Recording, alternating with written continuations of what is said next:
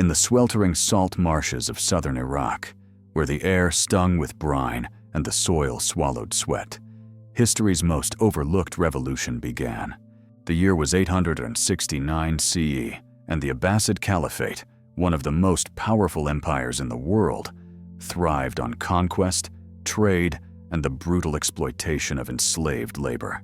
Thousands of East Africans, known as the Zanj, were forced to drain marshes, toil in plantations, and live in misery so deep that their very breath seemed rationed. But chains have limits. From this furnace of salt and suffering, rebellion flared. Led by a man named Ali ibn Muhammad, the Zanj rose in defiance. What began as scattered mutiny grew into a terrifying force. An army of the enslaved who built fortresses, defeated elite soldiers, and for 14 relentless years, carved fear into the heart of the Abbasid Caliphate. The rebellion was not just about survival, it was about dignity, about rewriting a world that had reduced people to property. The Abbasid rulers called it savagery, the rebels called it freedom. For nearly a generation, the caliphs of Baghdad faced the unthinkable, their empire shaken not by foreign kings or rival dynasties, but by those they considered beneath notice. This is the story of the Zanj Rebellion, the slave uprising that nearly toppled an empire, then vanished from memory. A story of fire, betrayal, and the brutal price of daring to stand as human in a world built on chains. Chapter 1. The Empire of Salt and Chains. The Abbasid Caliphate in the 9th century called itself the Jewel of Islam, the center of wisdom, trade, and civilization. Baghdad's libraries overflowed with manuscripts, scholars debated the stars, and merchants filled bazaars with silk and spices from every horizon. To the world, the caliphate gleamed, but behind the brilliance was the shadow of chains. South of Baghdad, in the marshlands of Basra, empire was less poetry and more punishment. There, under the blistering sun, thousands of East African captives, known as the Zanj, labored in salt marshes so harsh that even free peasants refused the work. The Zanj dug canals, drained swamps, scraped salt from poisoned soil until their hands split open. Their labor enriched merchants, fed armies, and gilded palaces. But their own lives were written off as expendable, like the reeds that cracked underfoot. To the Abbasid elite, this was order. To the Zanj, it was suffocation. The irony was thick. Baghdad's caliphs celebrated justice in ornate sermons, even as slave markets rang with the auctioneer's cry. Wealthy landowners congratulated themselves on piety while buying children like cattle. Poets praised freedom of the soul while ignoring the chains rattling in the fields just a few miles away. Every empire has its breaking point. Rome had its Spartacus, and the Abbasids would soon have theirs. The salt marshes, meant to silence the Zanj forever, became the forge of rebellion. Out of the sweat and salt, whispers spread. What if we refused? What if we rose? The caliphate could measure its power in gold, mosques, and armies. But soon, it would measure something else. Fear. Chapter 2. Who were the Zanj? Origins, enslavement, and the seeds of fire. The Abbasid merchants and chroniclers wrote of the Zanj as if they were faceless shadows, bodies for labor, tools for salt. But history whispers louder than ledgers. The Zanj were not shadows. They were people. Most were taken from the East African coast, from the Swahili-speaking lands along the Indian Ocean. Traders, backed by Arab merchants and African middlemen, turned harbors into funnels of captivity. Ivory and gold left the ports. Men, women, and children entered ships, bound not for adventure, but for salt marshes. The Abbasid economy had perfected the grotesque arithmetic. Import Africans, export salt, build wealth. The Zanj were forced into the southern marshlands of Iraq, a hellish geography where even weeds died from the brine. The labor was endless. Clear canals, dig ditches, haul baskets of earth heavy with salt until shoulders buckled. And for this? Not wages, not dignity, just survival. If survival can be called food scraps and beatings. Yet what the Abbasids saw as weakness contained the seed of rebellion. The Zanj carried with them languages, songs, memories of homelands that no auctioneer's chalk could erase. In the salt pits, voices rose at night, whispers in Kiswahili, fragments of old prayers, songs braided from pain and defiance. The irony was not lost on history. The Abbasids, empire of faith and philosophy, claimed to honor justice while creating a system so cruel it made revolt inevitable. They thought the Zanj were too broken, too scattered, too desperate to resist. But chains have a way of teaching unity, and unity, once born, spreads like fire. From the African coast to the marshes of Basra, one truth crossed the seas. People may be sold, but hope cannot be discounted. Chapter 3. The Spark. When chains broke in Basra, revolutions rarely announce themselves with trumpets. They whisper first. In the marshes of southern Iraq, the whispers grew restless. The Zanj, bent under salt baskets, knew they were dying by inches. And if death was certain, why not choose the kind that shouted instead of the kind that groaned? Into this restlessness stepped a figure history both remembers and obscures. Ali ibn Muhammad, a Persian of uncertain origins. To the Abbasids, he was a pretender, a troublemaker. To the Zanj, he became a prophet of fire. He told them what they already knew in their bones, that chains were not fate, that the empire was not invincible, that their labor powered the very machine that crushed them. Break the workers, and the machine breaks too. The first clashes were small, a raid on a storehouse, a skirmish with overseers, a night attack on a village that mocked them. But each act echoed louder than the last. The salt marshes, once silent with despair, now rattled with defiance. Word spread from camp to camp, canal to canal. The Zanj have risen. Basra, the jewel of southern Iraq, trembled. Abbasid officials dismissed it at first. Mere slaves, they sneered. But the sneer was their downfall. For the Zanj were not scattered rebels anymore. They were gathering. They were organizing. They were turning stolen tools into weapons, desperation into discipline. The Abbasid Empire, stretched from Morocco to Persia, prided itself on its strength. Yet here, in its own backyard, its salt pits had become volcanoes. And when the Zanj erupted, they did not erupt quietly. Chains snapped, fields burned, overseers fell. And from the marshes of Basra, a cry rose, not in Arabic, not in Persian, but in a chorus of tongues carried from Africa to Iraq. We are not merchandise, we are the storm. Chapter 4. The War of Fire and Salt. The rebellion spread like oil on water, impossible to contain once spilled. From their marshland bases near Basra, the Zanj launched raids that struck terror into villages, plantations, and garrisons. Overseers who had once barked orders now begged for their lives. The salt fields that had drained men's bodies for generations now became weapons. Their canals and dikes turned into fortresses of mud and fire. At the heart of this rising stood Ali ibn Muhammad. No longer just a voice of defiance, he became the architect of an army. He rallied not only enslaved Africans, but also discontented peasants, desert wanderers, and outcasts who had long hated the Abbasid elite. His words promised not only freedom, but revenge, not only dignity, but empire.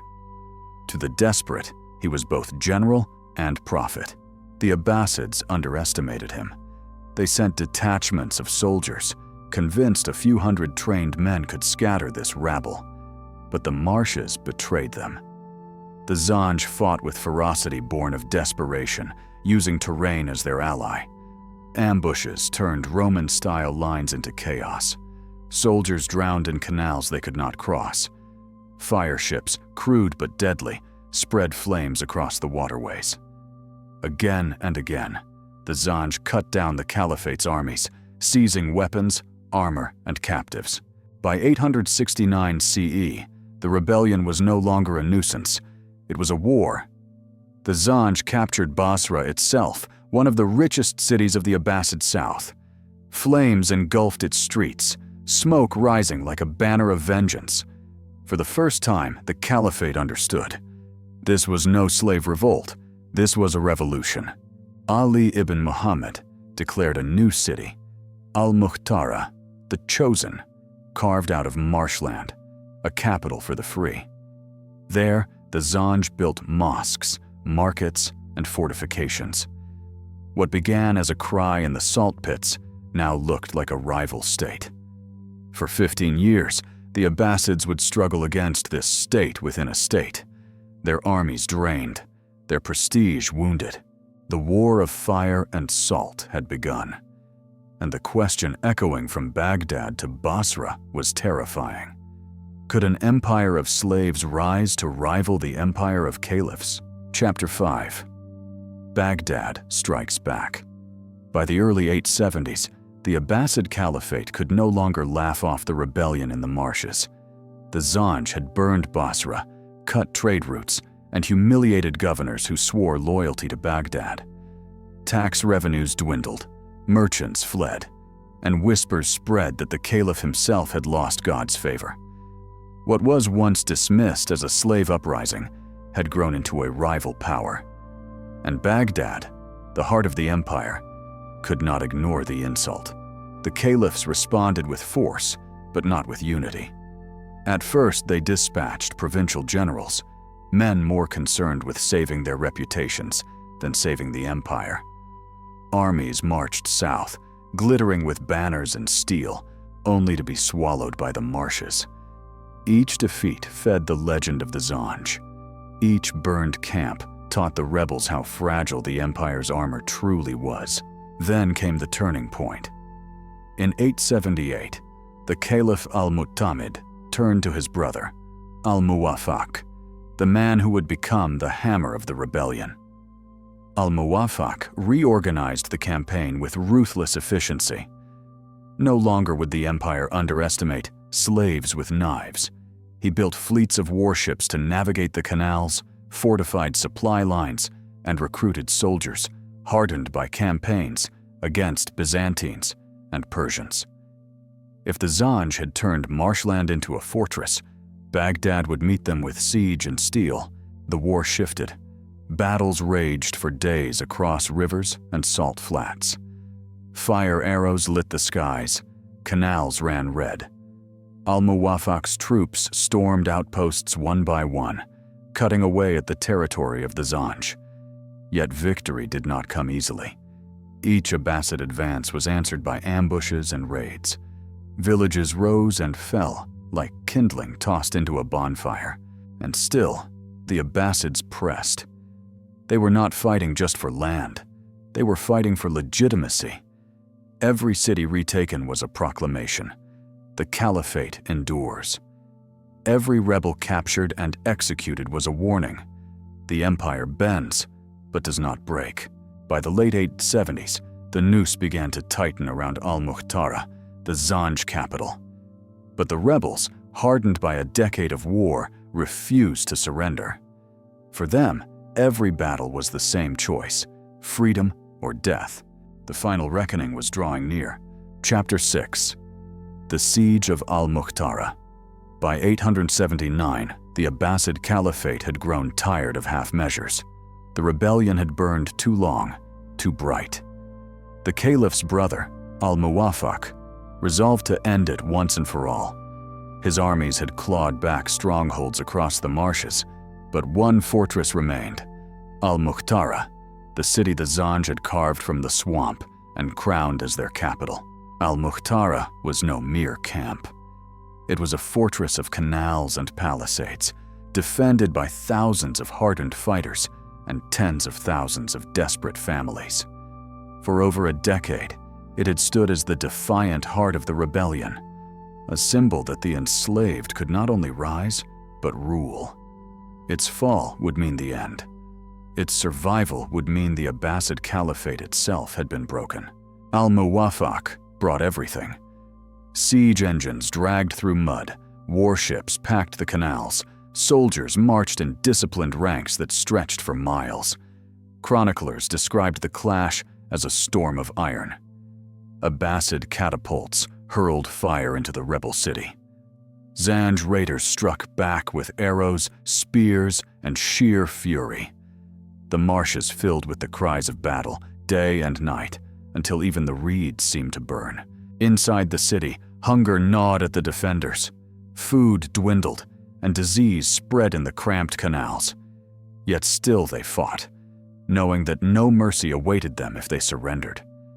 For them, the siege was not simply a war, it was survival against annihilation. Women carried water to the front lines. Children scavenged scraps of wood to feed the fires. Every hand, no matter how small, was a weapon of defiance. After months of unrelenting assault, Al-Muwaffaq's forces breached the defenses. What followed was slaughter. The Abbasid chroniclers celebrated it as justice. Tens of thousands cut down, captives dragged in chains, Al-Muhtara burned to ash. Al-Muwaffaq paraded his victory as the restoration of order, proof that rebellion against the caliphate was hopeless. But even in ashes, the Zanj left a mark. For nearly 15 years, they had humbled one of the world's greatest empires. They had built cities, armies, and hope from nothing but chains and desperation. Their defeat was total, but their defiance had already written itself into history. The siege of Al-Muhtara was the end of the rebellion, but it was not the end of the story. Chapter 7. Aftermath and Legacy. When the fires of Al-Muhtara finally burned out, the Abbasid Caliphate claimed victory. The marshes of southern Iraq were soaked with blood, and the bodies of the fallen filled its rivers. Al-Muwaffaq returned to Baghdad as a savior of empire, the man who had crushed the greatest slave rebellion in the Islamic world. Chroniclers, writing under Abbasid patronage, painted the Zanj as villains, savage destroyers, criminals who had disturbed the divine order. But history has a longer memory than chronicles. For nearly 15 years, enslaved Africans, men and women dragged from East Africa and forced into brutal labor in Iraq's salt marshes, had built something extraordinary. They had not only resisted, they had ruled. They had created cities, minted coins, fielded armies, and stared down one of the most powerful empires of the medieval world. They had turned the tools of oppression into weapons of defiance. The Abbasids tried to erase this by portraying the rebellion as chaos. Yet the very scale of the Abbasid response betrays the truth. The empire was terrified. A system that relied on unfree labor had discovered its greatest weakness: that the enslaved could see themselves not as property, but as people. And as people, they could fight. The Zanj Rebellion did not end slavery in the Abbasid world. It did not topple the caliphate. But it did something just as dangerous. It planted a memory that no empire, however wealthy, however holy, however eternal it claimed to be, was safe from the fury of those it tried to break.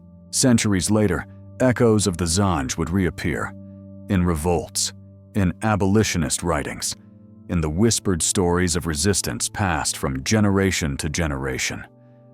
The rebellion showed that even in the darkest fields of salt and swamp, hope could grow sharp enough to cut chains. The Abbasids won the war, but the Zanj won a place in history that empire could never erase.